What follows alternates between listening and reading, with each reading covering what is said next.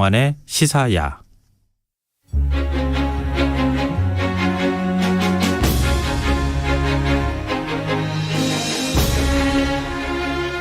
지난해 고 이건희 삼성그룹 회장 유족들이 정부에 문화재를 기증했었죠. 이른바 이건희 컬렉션으로 불리면서 세간의 관심이 쏠렸는데요. 그 가운데 가장 대표적인 문화재가 바로 겸재정선의 인왕제색도였습니다. 한여름 소나기가 지나간 인왕산 풍경을 그려낸 작품인데요. 최근 이 인왕제색도를 두고 여러 억측이 나돌고 있다고 합니다. 이 어떤 이야기인지 흔적의 역사에서 자세히 살펴보겠습니다. 경향신문 이기환 히스토리텔러 나와 계십니다. 안녕하세요. 안녕하십니까. 어떤 얘기가 나오는 거예요? 인왕제색도와 관련해서 억측이라고요? 이제 이 인왕제색도를 소유하고 있던 분이 유명한 서예가인데요. 서전 손지영이라는 분이 계십니다. 일본식 요금했던 그 서도를 서예로 바꾼 분으로 알려져 있고요. 또 이 세안도를 이렇게 기증받은 분이기도 하죠. 그리고 이제 이분의 장손이 된 이 장손이 이 인왕제색도가 할아버지의 뜻과 상관없이 집안 어른들끼리 이렇게 삼성과 담합을 해서 그림을 넘겼다라는 기자회견을 했더라고요. 이 그림 자체는 어떻게 보면 1950년대 말에 정치에 뛰어들었거든요. 서전 손지영 선생인데 이 부족한 선거 자금을 마련하기 위해서 삼성 측으로 넘긴 것으로 그동안에는 알려져 있었죠. 저는 사실은 그 집안 어떤 일이 있었는지 사실 모르잖아요. 그래서 이번에는 인왕제색도 이야기가 나온 김에 인왕제색도 그림 자체에 대한 또 논쟁이나 논란이 좀 있거든요. 그래서 그 스토리를 좀 이야기해 보려고 합니다. 인왕제색도 우리 교과서에 실렸던 것 같은데요. 제가 유명한 그 그림이죠. 겸재정선이 75살에 그린 그림인데 아까 말씀하셨지만 비온 뒤의 풍광을 우리가 제색이라고 하거든요. 그러니까 비온 뒤에 인왕선을 그린 작품이다라고 볼 수가 있고 비에 젖은 인왕선의 바위 모습을 묵중한 필체와 대담한 배치로 굉장히 사실적으로 그렸다라는 평을 듣고 있고 금강전도라는 또 작품이 있거든요. 그 금강전도와 함께 겸재정선의 진경산수화 중 대표작이다라는 평가가 있죠. 근데 진경산수화는 어떤 그림에 이름 붙이는 거예요? 이게 사실은 실경산수화하고 진경산수화 이런 개념이 사실 혼동되는 측면이 있습니다. 그래서 이 중국의 관념산수화는 중국 사람들이 이렇게 이상적인 사회 이런 걸 그리는 건데요. 도가나 이런 거 그렇죠. 그런 거 꿈에 나타나는 그런 걸 그리는 거죠. 그래서 그런 게 아니라 조선의 실제 경치를 묘사한 그림을 실경산수화라고 하는데요. 그런 측면에서 보면 실경인지 진경인지 사실은 별 차이가 없다라고 볼 수가 있는 건데 그러나 이제 학계나 이런 데서는 겸재정선이 특유의 화풍으로 그린 것을 우리가 진경산수화라고 하는 경우가 많고 겸재는 이제 조선의 강산을 직접 답사한 뒤에 이걸 사실적으로 표현함으로써 진경산수의 새 영역을 개척했다. 그런 화가다라고 해서 한국적 산수화풍이다라고 합니다. 근데 원래 우리 이제 산수화는 중국풍을 따라하는 형태였잖아요. 그러니까 오히려 진경 실제 풍경을 보면서 그림을 그린 경우가 많지 않았는데 그렇죠. 겸재정선의 경우에는 직접 본 거를 직접 그림으로 옮겼다. 이런 면에서 굉장히 의미가 자기 있잖아요. 약간의 느낌도 담아가지고 그런 거죠. 그런데 상당히 의미가 있고 독특한 한국화의 어떤 작품을 만든 그런 작품이라도 볼 수 있을 것 같은데 인왕제색도 이 그림에 논란이 있다는 건 어떤 얘기예요? 이 작품이 사실은 영혼의 브로맨스다라고 일컬을 만큼 두 남자의 지독한 우정이 이 그림에 담겨 있다라는 해석이 있습니다. 그것이 바로 겸재정선하고 사천 이병인이라는 분인데요. 이 겸재가 위독한 그런 절친인 이병인을 위해 그린 작품이다라는 그런 이야기죠. 이 그림에 그렇게 써 있는 거예요? 아닙니다. 인왕제색도에는 사천이 이병인이 하는 언급이 전혀 없고 그림 오른쪽 상단 여백에 보면은 인왕제색 신미 윤월 하완이라는 글씨가 이제 적혀 있는데요. 인왕제색도를 이제 신민년 윤월 하순에 그렸다라는 거고, 근데 신민년은 1751년이거든요. 근데 그해 윤달이면은 5월이란 말이에요. 그리고 하완은 하순이라는 얘기이기 때문에 겸재가 이 그림을 1751년 윤 5월 하순에 그렸다라는 내용만 남아 있는 거죠. 그러니까 그림을 그린 시점만 나와 있는데 어떻게 위독한 절친을 위해 그렸다 이런 해석이 나오는 겁니까? 겸선의 베프라는 이병연 이분이 1751년 윤 5월 29일에 죽었거든요. 근데 영조실록 그 날짜에 보면 이병연이 죽었다라는 부흥 기사가 실려 있어요. 그래서 겸재가 그림을 그린 윤 5월 하순하고 사천 이병연이 죽은 윤 5월 29일하고의 어떤 연관성을 찾게 된 거죠. 근데 약간 우연일일 수도 있는 거 아닌가요? 그래서 이제 그렇기 때문에 다른 연구자가 또 다른 이제 방증차를 찾게 됩니다. 뭐냐면 1751년 윤 5월 말에 승정원 일기에 기록된 오늘의 날씨란이 있거든요. 거기에 주목하게 되죠. 승정원 일기에 오늘의 날씨란이 있고 거기에 날씨가 기록이 돼 있다는 거예요. 그럼요. 그럼 왜냐하면 이 승정원 일기라는 게 사실 임금의 일거수일투족을 기록한 일기잖아요. 그렇죠. 그 일기에 보통 승정원에서 남긴 예, 기록 예. 일기니까. 당연히 이제 뭐 매일매일의 날씨와 함께 임금을 둘러싼 어떤 미주알 고주알 이런 것들이 이제 이야기가 있는데 네. 승정원 일기 1751년 윤 5월 하순의 기록을 보니까 음력 5월 19일부터 24일까지 매일 비가 내렸다고 해서 비우자를 계속 써 있습니다. 근데 25일자 그 다음 날 25일자 오늘의 날씨란을 보면 조우석청이라고 해가지고 네. 아침까지는 비가 내렸다가 저녁에 개었다라고 이렇게 뭐 기록돼 있었다는 겁니다. 바로 요때 예, 인왕제석도를 그렸다. 예.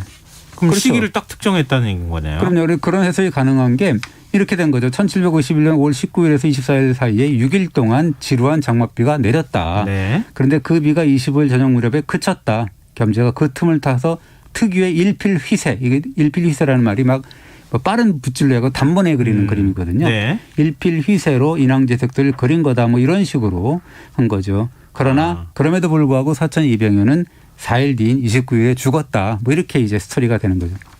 그러니까 원래 그림에 남아있는 시기는 네. 1751년 윤 5월 달에 예. 하순 사이에 그린 것이다. 이렇게 그냥 애매모호하게 돼 있었는데 네. 승정원 일기를 찾아보니 비 온 뒤에 그린 날짜를 특정하자 보면은 그 날짜가 딱 보이더라. 예. 근데 그 친구가 죽은 때하고 딱 맞아 떨어지더라. 그렇죠. 이렇게 되는 거예요. 예, 그런 거죠. 그래서 이제 사실은 이게 그래도 직접적 증거는 못 되잖아요. 그렇죠. 그 관련성을 어떻게 얘기하기가 어렵잖아요. 그렇게 주장하는 연구자가 그림 오른쪽 밑에 보면 집이 하나 보입니다. 그래서 원래 이병인의 집이라는 게 지금의 청와대에 붙어 있는 칠궁이 있잖아요. 네. 그 칠궁의 뒷담 쪽 부분에 있었는데 그 청와대 쪽에 있었다라는 얘기죠. 집이. 근데 이제 정선이 인왕제석도를 그리면서 특별히 이병인의 집만 따서 그렸다. 다른 집도 많은데 그 집만 그렸다라는 거예요. 근데 이제 그래서 지루한 장맛비 그때 밝게 갠 인왕산의 바위 모습처럼 죽어가던 절친의 극적인 쾌차를 기원한 그림이다. 뭐 이렇게 해석할 수 있다라는 거죠. 굉장히 흥미로운 해석이기도 하면서 굉장히 멋있는 해석이기도 하다는 생각이 드는데. 그러니까 이제 그런 영향력 있는 연구자 몇몇이 그렇게 또 해석을 하니까 인왕제석도를 설명한 절대 다수의 글하고 영상, 뭐 TV도 마찬가지인데요. 보면 겸재와 사천의 우정을 담은 화폭으로 아주 그렇게 보면 정설처럼 설명하고 있죠. 근데 왠지 뭔가 2% 부족한 느낌인데요. 결정적인 증거라고 보기에는 조금 좀 애매하잖아요. 근데 물론 일부 연구자의 해석대로 이 그림이 사천 이병인이 죽기 나흘 전에 네. 이제 1751년 윤 5월 25일 저녁에 비온 뒤에 인왕산을 그렸다라는 가능성은 충분하죠. 왜냐하면 그린 날짜도 있고 그다음에 승정원 일기 날씨 기사라든지 실록의 이병현 부고 기사 이런 걸 보면 이렇게 그걸 합치면 그런 해석은 가능하다라는 게 있는데 그렇지만 이 그림이 죽음을 앞둔 절친 이병현을 위해서 겸재가 그렸다라는 결정적인 증거는 아닌 거죠. 겸재도 좀 무심하시죠. 이름도 한 장 이렇게 넣어주셨으면 이런 구구한 해석이 안 나왔을 것 같은데 어찌됐든 이런 해석이 굉장히 설득력을 얻으면서 사실처럼 굳어졌다는 거잖아요. 예, 그렇습니다. 뭐 일단 스토리가 좀 재밌는 거고 그래서 아까 얘기했듯이 이제 영향력 있는 연구자들이 그럴듯하게 주장을 하니까 사실로 굳어진 거고 그래서 이런 말이 나오죠. 지나치게 겸재를 숭배하는 일부 미술사학자들의 집착이 빚은 억측이다 이렇게 이제 해석이 나오는데 뭔가 멋들어지게 그림을 해석하고 그분은 싶은. 이제 되게 숭배해가지고 그렇다라는 거예요. 네. 상식적으로 생각을 해보면 만일 죽음을 앞둔 절친을 위해서 그린 매우 특별한 작품이라면 당연히 그림의 절친 뭐 내가 뭐 사천 이병현을 위해서 친구를 위해서 뭐 쾌차를 빌면서 그렸다 뭐 이런 식으로 썼을 거 아니냐 이거죠. 그러나 인왕제석도에는 이병현의 이자도 없다라고 이제 얘기를 하죠. 그럼 이제 어떻게 해석해야 되는 겁니까? 그럼 어디까지 그냥 해석의 영역으로 둬야 되는 겁니까? 아니면 어떻게 해석해야 돼요? 뭐 그림 옆에 보면 뭐 이병현의 집이 있지 않냐 뭐 이렇게 하는 건데 사실은 그것도 사실 집을 어떻게 증거가 없는 거죠. 이 그림의 구도상 보면 칠궁 옆에 있었다는 이병현의 집하고 인왕제석도의 그림 구도는 좀 맞지 않는다라고 하는 건데 그래서 제가 며칠 전에 실제로 청와대 앞 입구 쪽에 가서 사진을 한번 찍었거든요. 비슷한 각도에서. 그런데 이 이병현이 있었다는 칠궁 쪽하고 인왕제석도하고는 뭔가 안 맞는 것 같기도 하고 그런데 억지로 집어넣으면 어떻게 오른쪽으로 이렇게 특별히 그랬다 그러면 그럴 수도 있다라는 생각이 들죠. 하여튼 일부 연구자들이 이렇게 평생 친구의 스토리를 네. 인왕제색도에 끼워 넣을 필요가 굳이 있었을까 싶기도 한데요. 그러니까요. 그래서 네. 쟤도 상식적으로 보면 위독한 절친을 위해서 그림 그렸다 그러면 당연히 그림에다가 뭘 썼을 텐데 그게 없는 거 아니냐. 그래서 과거의 인물을 좀 너무 지나치게 존경하거나 숭배함으로써 이렇게 뭔가 그분을 무결점의 위인으로 여기고 더 나아가서 입증되지도 않은 가상의 스토리를 뭔가 만드는 우를 범했다라고 일부 연구자들이 그렇게 얘기를 하고 있습니다. 뭐 일리 이야기인 것 같네요. 네, 그렇습니다. 네. 근데 이제 분명한 것은 뭐냐면 겸재와 사천의 지독한 브로맨스 이 자체는 그 사실이라는 얘기죠. 그러니까 그것 때문에라도 예. 뭔가 연결짓고 싶은 욕망이 생겼을 것 같아요. 예, 그렇습니다. 어떤 관계였길래 브로맨스라는 표현까지 사용하신 거예요? 우리가 요새 뭐 서울 시내에서 뜨는 동네라는 게 이제 서천이라고 하는데 네네. 이게 청운동, 인왕동, 삼청동 여기인데 이 세 동네 요쪽이 15, 16세기부터 서울에 가볼 만한 장소 3대 장소 모르게 하잖아요. 그런 식으로 꼽혔어요. 그래서 이 조선 후기까지도 네. 권문 세가들이 모여 살았는데 노롱기 인사들이 주로 살았다고 하고요. 근데 김창협 형제라고 하는데 어쨌든 그런 분들이 중심 인물이 되어서 문인 집단을 이루기도 하고 그랬습니다. 그래서 이곳에서 이제 어릴 적부터 겸재정선과 사천 이병인이 소꿉동 모여서 계속 이 교육을 한 거죠. 그럼 동갑내기였던 거예요? 이병현이 정선보다 5살이 윈데요. 네, 5살이나요? 예, 근데 조선 시대에는 이 5살 차이가 뭔가 친구로 그냥 친구 먹자고 한 것 같아요. 그냥 우리가 키 차이가 잘 아는 한 뼘은 날 텐데. 네, 우리가 잘 아는 오성과 한음. 예. 여기도 이제 이양복하고 이덕형 같은 경우도 한음 이덕형이 5살이 어리거든요. 근데 이제 친구 먹잖아요. 그래서 뭐 유명한 그런 오성과 한음이라도 남기고 그러지 않습니까? 누가 저한테 그렇게 얘기하면 저도 이거 얘기해야 되겠는데요. 네. 5살은 친구 먹는 거라고 이렇게 주장을 해야 되겠다는 생각이 들었는데. 근데 우리가 겸재정선은 잘 알고 있지만 사천 이병현은 잘 모르잖아요. 그렇습니다. 그렇지만 사천 이병현도 당대에는 시의 천재니 시의 화신이 이런 찬사를 받았다고 하는데요. 그 당시에로서는 이제 시로는 이사천, 그림으로는 정겸지 아니면 처지도 않았다라는 평가가 있었고 어린아이들이나 종들조차도 이병현 시인을 모르는 사람이 없었다라는 평가가 있고 예. 중국에서도 이병현의 시를 보고는 이건 당나라와 송나라 때의 작품을 능가한다라는 극찬을 했다고 합니다. 정말 대단한 시인이었나 보네요. 네, 그렇습니다. 평가를 보면 이병현의 시골이라고 하는데 시인의 골격 이것이 흠 하나 없는 옷과도 같아서 머리털 한 올과 수염 한 터럭도 모두 시다라는 극찬이 있었고 이병현이라는 분이 또 평생 13,000수에서 30,000수 사이의 어떤 시를 지었다라고 해서 다작을 했다라고 하는 건데요. 시 한 구절을 지을 때마다 수염을 이렇게 잡아당겼다라는 왜요? 거예요. 그래서 고민하느라고 그런 거죠. 네. 그러니까 수십을 동안 끙끙대면서 이제 문 닫고 걸어 잠그고 시를 짓고 나면 사천 이병현의 수염이 하나도 없었다. 뭐 이렇게 약간의 초를 쳐서 얘기를 하는데요. 수염을 다 뽑았다라는 이야기죠. 예. 기벽이 있으셨던 거예요. 굉장히 기이한 습관 같은 게 있으셨던 분인 것 같은데. 그렇죠. 어찌됐든 시는 이병현, 그림은 정선. 이런 평가가 그럼 나왔다는 얘기겠네요. 그래서 뭐 좌사천 우겸제니 뭐 이런 이야기도 나오고 그랬는데요. 뭐 평생 그런 분들이 이제 두 분이 이제 평생지기로 지내면서 콜라보 작품을 남긴 영혼의 브로맨스였다. 뭐 이렇게 얘기를 하는 겁니다. 콜라보 작품을 남겼다고요? 그럼 예, 예를 들면 겸재가 그림을 쫙 그리면은 그 옆에다가 이병현이 글을 샥 그렇죠. 시를 그렇습니다. 한 수를 쫙 적어주는 그렇습니다. 거예요. 그래서 이 대표적인 예를 들어보면 1740년에 이병현이 70살이고 정선이 이제 65살이었는데 정선이 뒤늦게나마 또 양천 현감으로 발령을 받아서 임지로 떠날 때 이병현의 시가 있습니다. 이런 내용인데요. 자네와 나는 합쳐야 시와 그림이 절면 조화를 이룰 텐데 이제 자네가 떠나가니까 그림도 날아가고 시도 떨어지는구나. 두 사람이 이렇게 허둥대는데 자네가 탄 나귀는 점점 멀어지는구나. 강서해지는 저 노을을 원망스럽게 바라본다라는 이런 내용이죠. 멋있네요. 예.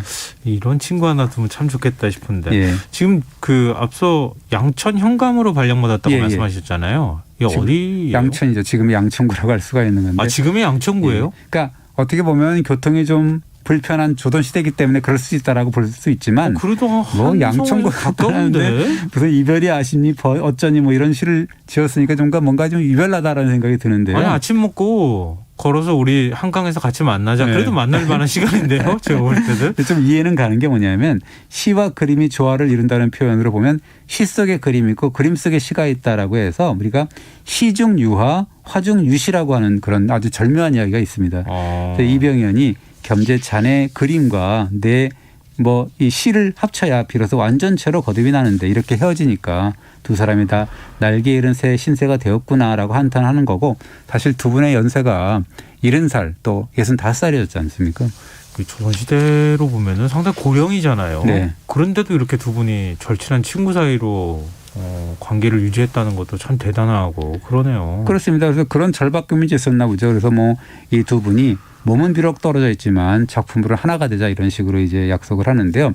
그래서 이제 이 이병현의 시, 그다음에 그림, 정선의 그림 이런 걸 주고받아서 아까 말씀하셨지만 시화첩을 만들자라고 해서 만들어진 콜라보 작품이 바로 경교 명승첩입니다. 경교 명승첩이요. 예, 예.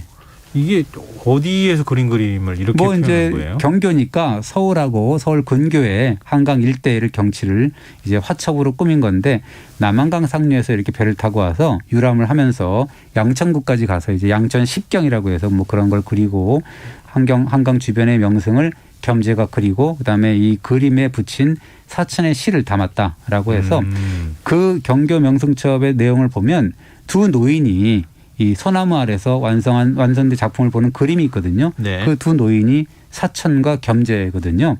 그 그림이 이제 그 이 시화 환상간이라고 하는 작품인데 그것이 뭐냐면 자네의 그림과 나의 시를 바꾸자라는 뭐 뜻에서 시와 환상간 이렇게 해서 편지글이 적혀 있는 그림입니다. 그리고 중요한 것은 그 옆에 보면 뭐 천금 물전이라고 하는 도장이 하나 딱 찍혀 있는데요. 네. 이게 뭐냐면 천금을 준다 해도 이거는 남에게 넘기지 않는다. 이거 우리 거다. 아, 우리 뭐 우정의 절대 뭐 상징이니까. 남한테 넘기지 마라. 뭐 이런 이야기 도장이 뭐 있죠. 아, 이 대대로 절대 다른 사람한테 넘기시면 안 된다. 그렇죠. 예. 당신과 나만 소유하고 있어야 네, 된다. 무슨 동전 반쪽 나눠 그런 것 같은 느낌이죠. 그런 느낌이네요. 예, 그런 느낌입니다. 예. 어쨌든 이 정도로 우정을 다짐할 정도의 사이였다는 거잖아요. 예, 그렇습니다. 그래서 이 당대 두 분의 제자라고 하는데요. 박사혜라는 분이 있어. 이분이 이 두 분의 작품 세계를 아주 일목요연하게 이렇게 담아 정리하는데요. 뭐라 그러냐면 소리 울림은 고요한데 글의 꾸밈과 생각이 그윽하고 묘한 것은 겸재 노인의 그림시다라고 하고 새와 돌이 쨍그렁하듯이 너무도 사실적인 것은 사천 선생의 시그림이다라고 표현을 했고요. 사천 선생이 바라보면 겸재 노인의 그림이 바로 시이고 겸재 노인이 바라보면 사천 선생의 시가 바로 그림이다라고 이렇게 표현을 했습니다. 아, 이게 말씀하셨던 것처럼 시중유와 화중유시네요. 근데 이 옛날 사람들 보면 참 표현도 멋들어진다는 생각이 들죠. 보면은 뭐 대단한 표현이라고 볼 수가 있는 건데 우리는 너무 각박하게 이렇게 용어도 되게 이렇게 짧게 우리가 표현하잖아요. 몇 단어도 안 쓰고. 예. 옛날 분들은 여러 단어를 쓰면서 아주 절묘하게 쓰는데요. 근데 한시를 이렇게 쓴 거 보거나 예. 다 한자로 이제 편지도 쓰고 그러잖아요. 예. 근데 그게 그렇게 가슴 절절하고. 그러니까요. 그래서 이 그러더라고요. 또 한자에 멋도 있는 거죠. 왜냐하면 이게 한자는 표의 글자이기 때문에 예. 그 한 뜻이 여러 뜻이 이렇게 나오기 때문에 아주 그럴 수 있는데 이 박사이라는 분이 또 뭐라 그랬냐면 나는 두 노인 중에 어느 분이 시인이고 어느 분이 화가인지 정말 모르겠다라고 했어요. 뭐 누가 시인이고 누가 화가인지 모르겠다는 표현인데 그래서 이 대목에서 저는 느낌이 뭐냐면 이게 장자의 호전몽이라는 게 있는데 거기 보면 꿈속에 있잖아요. 내가 나비가 된 것일까 나비가 내가 된 것일까 이런 표현이 있거든요. 그래서 저는 또 내가 이렇게 뭐 말할 질 능력은 없고 그래서 이렇게 장자 호전몽을 인용을 하는데 시인이 사천이 변해서 화가 겸재가 되었는지 또 화가 겸재가 변해서 시인 사천이 되었는지 모르겠다. 뭐 이런 식으로 또 우리가 해석할 수 있겠죠. 이런 관계였기 때문에 인왕제색도 네. 정선이 죽음을 앞둔 친구를 위해서 그린 그림이다. 네. 이런 해석이 나올 수 있는 거네요. 그러나 이제 굳이 인왕제색도를 뭐 겸재가 죽음을 앞둔 베프한테 그린 그림이다라고 해석하지 않아도 되는 게 솔직히 뭐 인왕제색도 아니어도 두 분의 우정은 뭐 부셨듯이 앞으로도 인구에 회자될 뭐 영혼의 브로맨스다. 그렇고 이제 기억할 수가 있지 않습니까? 네네. 그렇기 때문에 뭐 굳이 이렇게 뭐 경강부할 필요는 없겠다라는 생각이 듭니다. 아니요, 이건 너무 냉정한 해석인 것 같은데요. 제가 볼 그런가요? 때도 오늘 말씀 들어보니까 예. 그냥 차라리 두 분의 예. 그 우정을 위해서 그린 그림이다 이렇게 우리가 그렇게, 해석해 주면 안 예. 될까요? 그렇게 해서 생각이 되죠. 사실 모르니까는요 우리가. 그렇죠. 뭐 알 수는 없는데 알 수가 없죠. 예. 이렇게 멋들어지는 우정을 갖고 계신 분들 이런 분들 이야기를 들으니까 저도 좀 멋진 친구 하나 만들면 참 좋겠다 싶네요. 글쎄요 말이죠. 그게 참 쉽진 않은 그런 겁니다. 좀 우리 각박하게 사는 거 아닌가 예. 이런 생각을 한번 되돌이켜보는 그런 계기가 됐던 것 같습니다. 오늘 멋진 우정 이야기 그리고 멋있는 그림 이야기 들려주셔서 고맙습니다. 혼적의 역사 지금까지 경향신문 이기환 히스토리텔러였습니다. 고맙습니다. 네, 감사합니다. 오늘 모바일 상품권 당첨자는 홈페이지 공지사항에서 확인하실 수 있습니다. 김성환의 시사야 오늘 여기까지 하겠습니다. 편안한 밤 되십시오.